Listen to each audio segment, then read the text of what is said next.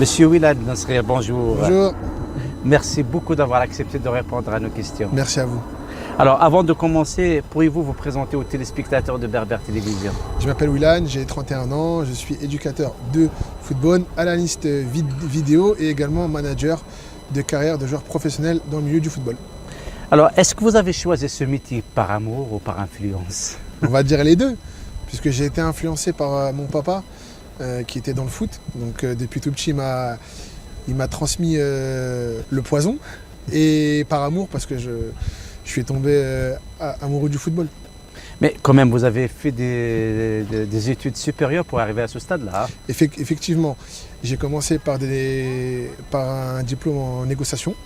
Ensuite, j'ai enchaîné avec une licence en management des organisations. Et ensuite, je me suis spécialisé en Master 1 et en Master 2 en management du sport pour atterrir ensuite à avoir la licence d'agent de joueur FIFA. Alors, beaucoup de clubs, beaucoup de médias cherchent vos conseils. Merci beaucoup C'est normal. d'accepter de répondre à nos questions à nous à C'est Berbère normal. Télévision. Avec plaisir. Alors, la première question, quels sont les critères justement pour détecter un bon joueur? Les critères, il y en a beaucoup. Mais la première chose à faire, c'est de l'observer et d'établir est-ce qu'il a la possibilité technique et mentale d'évoluer. Des bons joueurs, j'en vois tous les jours. Moi, ce qui m'intéresse, c'est le joueur que je vais pouvoir faire évoluer d'un niveau A au niveau B et ainsi de suite. Et pour ça, il faut beaucoup d'observation, de communication et une analyse. Et une croyance aussi. Il faut croire en lui. Si on ne croit pas en lui, ce sera pas la peine. Il faut déjà que lui aussi il croit en lui-même. Mais beaucoup d'observation et une analyse mentale et technique. Il y a beaucoup de joueurs qui ont fait des centres de formation, mais ils ont arrêté leur carrière. Ouais. Il y a ceux qui n'ont pas fait de centre de formation, mais ils ont fait une carrière grandiose. Comment expliquer ce paradoxe? L'envie, la mentalité, la rigueur, l'exigence que ces joueurs-là ont mis dans leur carrière, ceux qui ont eu la chance d'avoir un cadre dans un centre de formation et qui n'ont pas réussi à passer l'étape pro, c'est que peut-être il leur a manqué ce travail-là d'exigence et de rigueur que demande le monde professionnel. A l'inverse, ceux qui n'ont pas été en centre de formation n'ont pas eu le cadre, mais se l'ont fait eux-mêmes. Ils ont gardé cette exigence, cette rigueur pour travailler, évoluer et progresser pour ensuite un jour eu la chance de se faire voir par un recruteur, un club ou sur un simple match qui passe à la télévision. Et à partir de là, la chance ils l'ont eu, comme Riyad Mahrez chez nous, qui n'est pas passé par un centre de formation, mais qui a travaillé et qui est passé par des chemins vraiment, vraiment durs, par la deuxième division en France, la deuxième division en Angleterre. Et grâce à ça, il a pu se développer et arriver au plus haut niveau parce qu'il a tout gagné. Donc c'est le meilleur exemple que l'on peut donner, c'est croire en ses rêves et travailler. La rigueur, l'exigence, le travail, c'est les trois mots qu'il faut avoir pour un joueur ou un sportif en règle générale. Rigueur, travail, exigence. Mais il y a ceux qui disent qu'actuellement le foot a changé. Et il y a la faute des parents, il y a la faute aussi des éducateurs. Les parents, ils voient leur enfant comme un investissement à l'avenir. Il y a des éducateurs qui oublient leur fonction d'éducateur mais se voient comme des coachs. Donc ils font la pression, ils privent les enfants du plaisir de jouer. Effectivement, l'appât du gain a emprisonné les parents dans un rêve, des fois que eux-mêmes, quand ils étaient jeunes, ils voulaient être joueurs professionnels. Et ils le retranscrivent sur leur propre enfant. Mais c'est pas bon. Un enfant qui joue au foot, il est là déjà parce qu'il aime le foot et il aime jouer avec ses copains. C'est pas un produit. Malheureusement, entre le foot de maintenant et le foot d'avant, on parle plus d'argent, de business que de plaisir.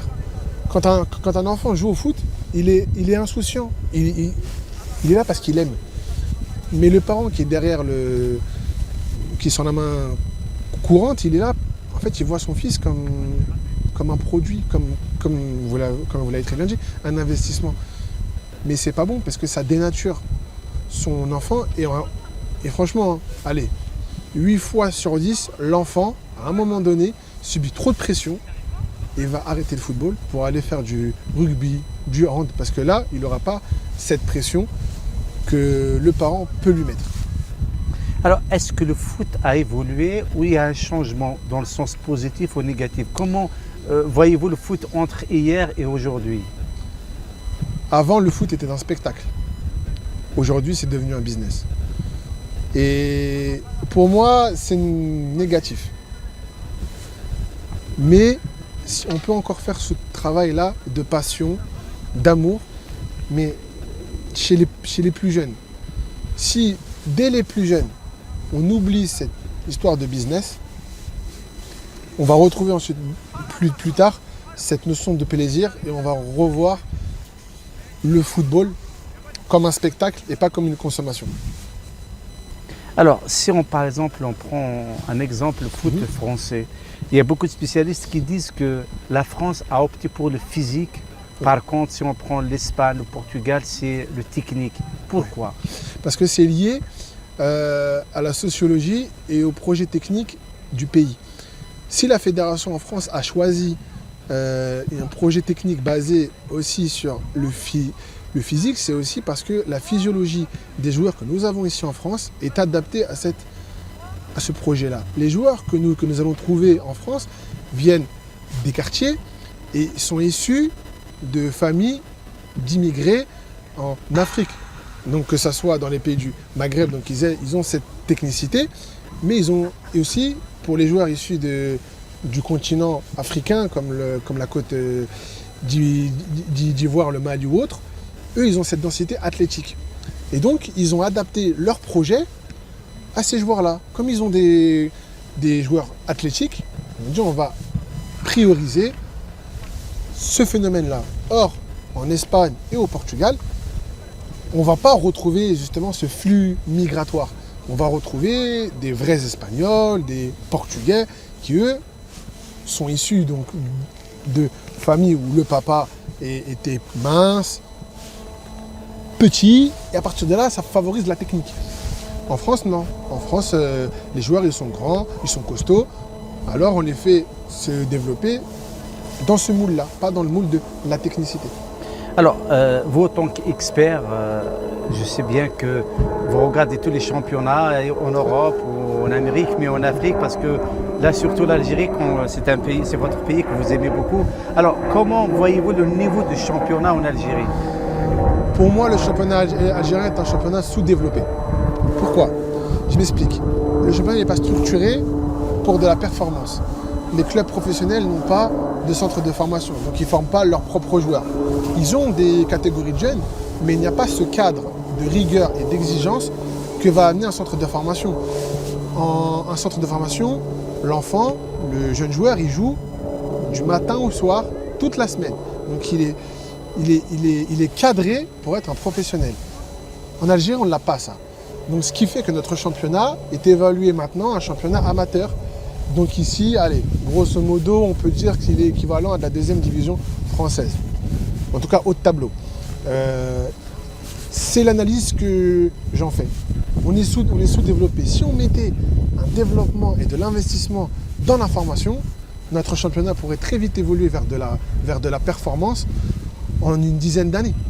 Mais qu'est-ce qui empêche les clubs pour avoir un centre de formation? C'est une bonne question à laquelle j'ai toujours pas de réponse, mais je vais tenter une réponse. Je pense que les clubs ne sont pas gérés par des personnes qui sont en capacité de comprendre le football. Parce que je pense qu'il n'y a pas de formation là-bas pour des dirigeants, pour avoir une vision technique. Je pense qu'ils sont surtout liés aux court-termistes, aux résultats de la saison, pas à ce qui peut se passer dans 5, 6, 7 ans.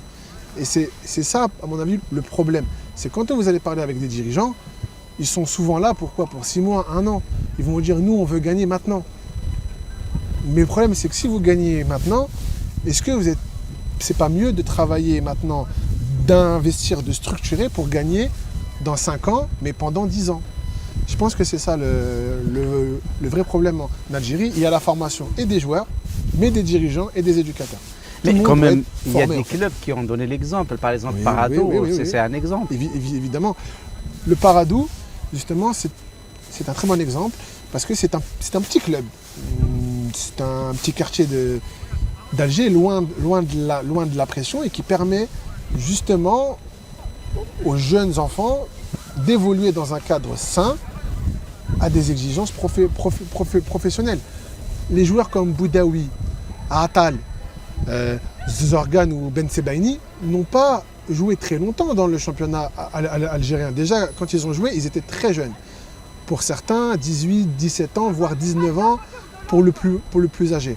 Donc ils ont vite évolué ensuite vers l'Europe. Si tous les clubs algériens suivaient ce modèle-là, on pourrait garder 50 à 70% de nos talents dans notre championnat pour faire évoluer le championnat au niveau continental et mondial.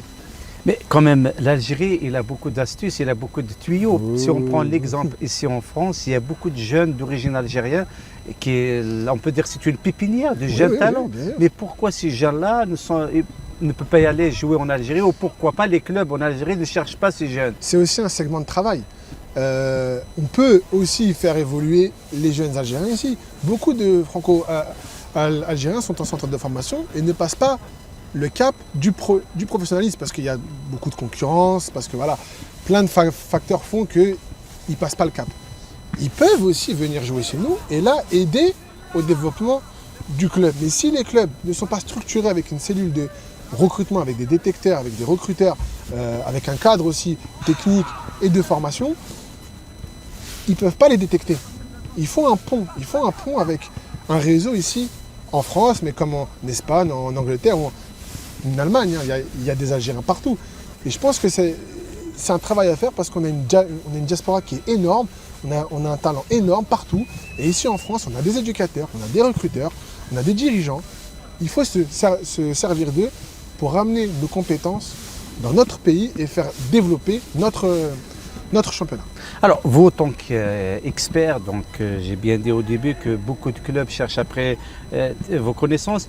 Est-ce que vous pouvez faire ce rôle-là de pont entre les jeunes d'ici et les clubs de là-bas? C'est mon objectif, c'était un rêve, mais maintenant c'est devenu un but, c'est devenu un projet. Il faut absolument que des gens comme moi puissent aider le pays de cette manière-là. Beaucoup de clubs devraient s'appuyer sur des gens de mon profil et c'est mon objectif. Je suis ouvert et je me propose à tous les clubs algériens, ceux qui veulent aider, ceux qui veulent un réseau, un pied-à-terre ici en France pour recruter, que ce soit des coachs ou des joueurs, je suis disponible et je me rends vraiment en sauveur de ces clubs-là. Alors, quel conseil donneriez-vous justement à ces clubs pour qu'ils aillent vers le vrai professionnalisme? Il faut établir une feuille de route dans l'exigence, dans la rigueur et dans le travail. Aujourd'hui, en 2025, qu'est-ce qu'on est? Qu'est-ce qu'on veut être dans 10 ans? Formé, cadré, structuré, mais toujours avec de la rigueur. L'argent, il y en a. Des terrains, il y en a. Des stades, il y en a. Des joueurs, il y en a. Maintenant, il faut se mettre au travail avec des gens sérieux. Et à partir de là, croyez-moi, ça va vite se développer et dans le bon sens. Alors, dans votre CV quand même qui est riche, vous êtes expert en foot, vous êtes détecteur, vous êtes coach, vous êtes aussi, vous faites de l'analyse de la vidéo. Oui. Alors, l'analyse de la vidéo, beaucoup de gens ne connaissent pas. Alors, pourriez-vous nous expliquer un peu c'est quoi l'analyse de la vidéo? Alors, c'est un nouveau métier dans le monde du foot. C'est depuis maintenant 5-6 ans où on voit maintenant que c'est vraiment un poste très important parce que à partir de l'analyse, on peut adapter une stratégie et faire évoluer et le joueur et l'équipe. Ce qui nous permet de filmer individuellement ou collectivement et ensuite d'extraire des données qui vont permettre le développement beaucoup plus rapide et précis et sur un joueur et sur une équipe. Donc, si j'ai bien compris, dans chaque équipe, dans chaque club, il y a une spécialité. Il y a celui qui fait l'analyse de la vidéo. En Europe, oui. En Europe, maintenant, vous allez retrouver un analyste vidéo et encore. Il y en a qui ont même 2 ou 3 dans chaque équipe. En Algérie, ça commence à se développer. Je sais qu'à la GSK, ils ont une cellule avec un ancien joueur qui est là, qui s'est formé à ça. Et ça fait partie aussi du professionnalisme. Pouvoir se voir et s'analyser, c'est la meilleure chose à faire pour progresser. Alors, c'est quoi la différence entre un joueur formé en France ou en Europe ou un joueur formé localement? Localement en Algérie, Ouais. la différence, elle est énorme. Elle est énorme dans le volume de travail, dans l'exigence, dans la rigueur. En France, le joueur, dès qu'il rentre en centre de formation à 15 ans, il est programmé pour le professionnalisme. Il s'entraîne peut-être 10 à 12 heures par semaine, donc au moins équivalent à du bi-quotidien, donc 4 heures par jour, presque, avec la musculation.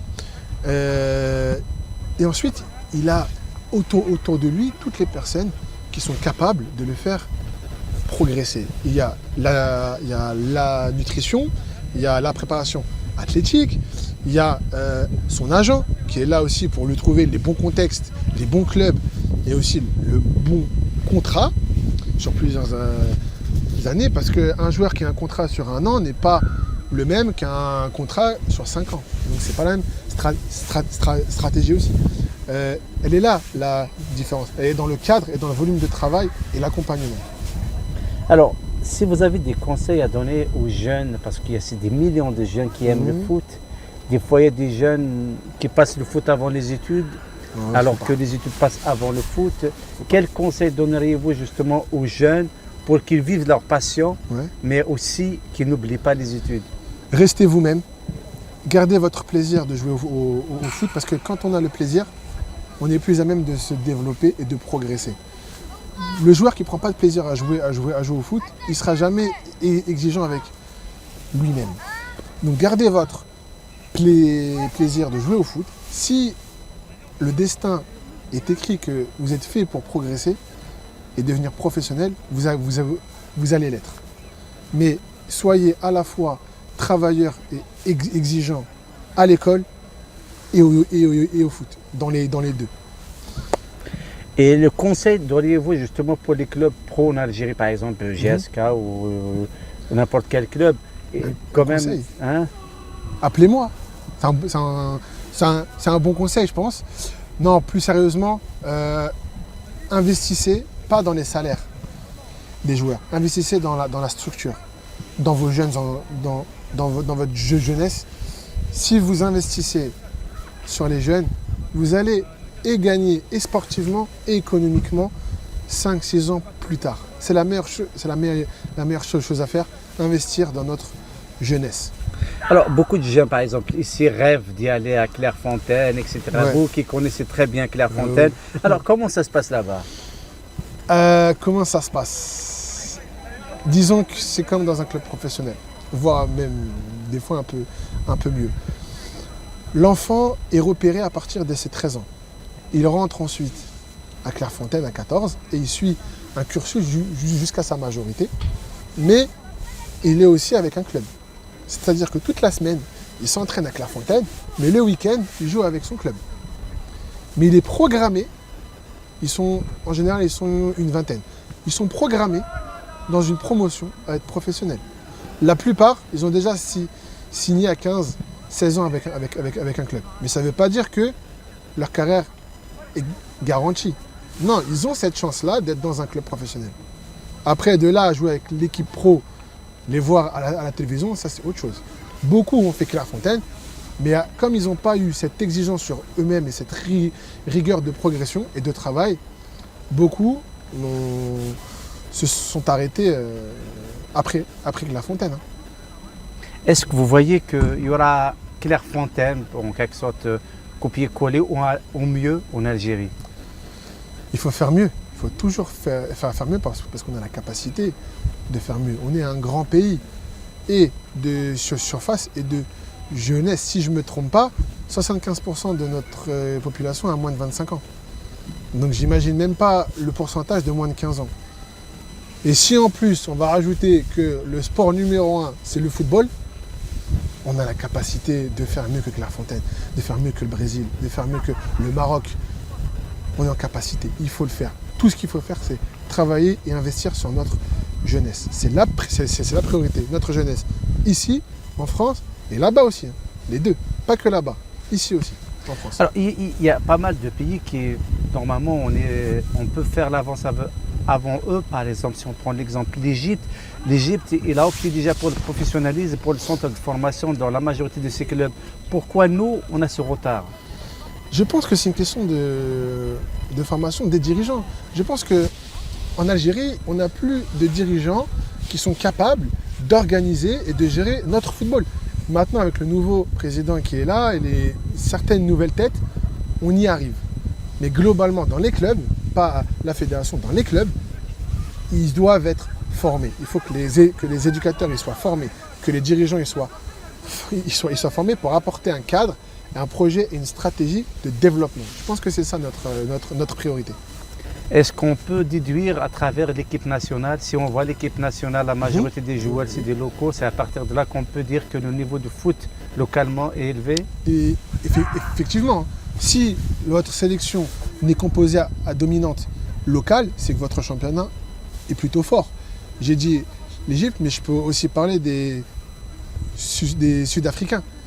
Leur équipe est composée exclusivement de joueurs locaux et leur club aussi performe dans les compétitions africaines. Donc oui, plus la sélection est bonne localement, plus votre championnat sera élevé. Inversement aussi. Alors, un mot pour les téléspectateurs qui nous regardent actuellement. Merci de me regarder, merci d'être attentif. Merci aussi à Berber TV de me donner la chance de pouvoir m'exprimer et à vous, monsieur Kamel, pour cette interview. Merci beaucoup, monsieur Bensri. Bonjour à toute l'Algérie, à toute la Kabylie. Merci beaucoup, Bensri. Merci à vous.